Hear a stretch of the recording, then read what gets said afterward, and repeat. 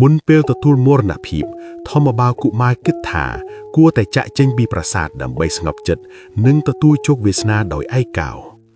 គាត់ចុះពីប្រាសាទធ្វើដំណើរឆ្ងាយបន្តិចរហូតទៅដល់ដើមត្នោតមួយដើមដែលឈរតែមួយឯងក្រោមពន្លឺព្រះច័ន្ទនៅលើដើមត្នោតនោះមានសត្វឥន្ទ្រីញីនិងឥន្ទ្រីឈ្មោលធ្វើសម្បុកអាស្រ័យធម្មបាលកុមារមិនដឹងទេថាក្រោមដើមត្នោតដ៏សាមញ្ញនេះនឹងคล้ายទៅជាកន្លែងដែលវាសនារបស់គាត់ត្រូវបត់បែននៅលើកំពូលដើមត្នោតនោះមានសត្វឥន្ទ្រីញីនិងឥន្ទ្រីឈ្មោលធ្វើសម្បុកអាស្រ័យដោយមិនដឹងថាក្រោមជើងរបស់ខ្លួនមានកុមារមនុស្សម្នាក់កំពុងរងចាំវាសនាជីវិតនិងមរណភាពឥន្ទ្រីញីបាននិយាយទៅឥន្ទ្រីឈ្មោលថាព្រឹកស្អែកនេះពួកយើងនឹងបានអាហារពីណាស៊ី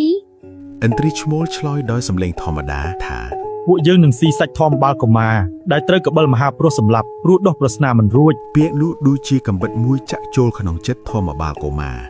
ឥន្ទ្រីញីសួរបន្តដោយសេចក្តីចង់ដឹងថាប្រស្នានោះមានលក្ខណៈដូចម្តេចឥន្ទ្រីឈ្មោលក៏បាននិយាយអំពីប្រស្នាទាំង3ខដែលកបិលមហាព្រំបានដាក់សួរប្រស្នាទាំង3ខនោះស្ដាប់ទៅសាមញ្ញប៉ុន្តែមានអត្ថន័យជ្រាលជ្រៅយ៉ាងខ្លាំងឥន្ទ្រីញីសួរបន្តទៀតដោយសំឡេងស្រាលៗថា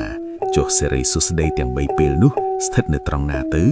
នៅពេលនោះឥន្ទ្រីឈ្មោលបានឆ្លើយដោយគ្មានការស្តាក់ស្ទើរពេលព្រឹកសិរីសួស្តីស្ថិតនៅលើមុខហេតុនេះហើយមនុស្សទាំងឡាយត្រូវយកទឹកទៅលុបមុខនៅពេលព្រឹកពេលថ្ងៃត្រង់សិរីសួស្តីស្ថិតនៅលើទ្រូងហេតុនេះហើយមនុស្សត្រូវយកទឹកលាងទ្រូងនិងពេលល្ងាចសិរីសួស្តីស្ថិតនៅលើជើងហេតុនេះហើយមនុស្សទាំងឡាយត្រូវយកទឹកលាងជើងមុនពេលចូលសម្រាក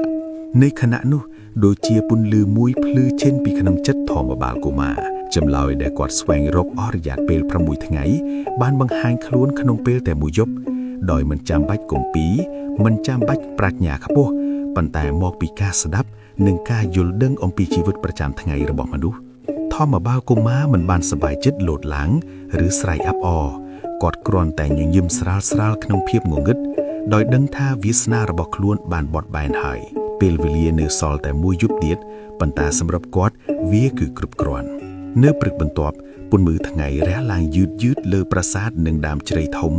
ធម្មបាលកុមារបានត្រឡប់ទៅប្រាសាទវិញដោយចិត្តស្ងប់និងទំនុកចិត្តការប្រឈមមុខជាមួយកបិលមហាព្រំ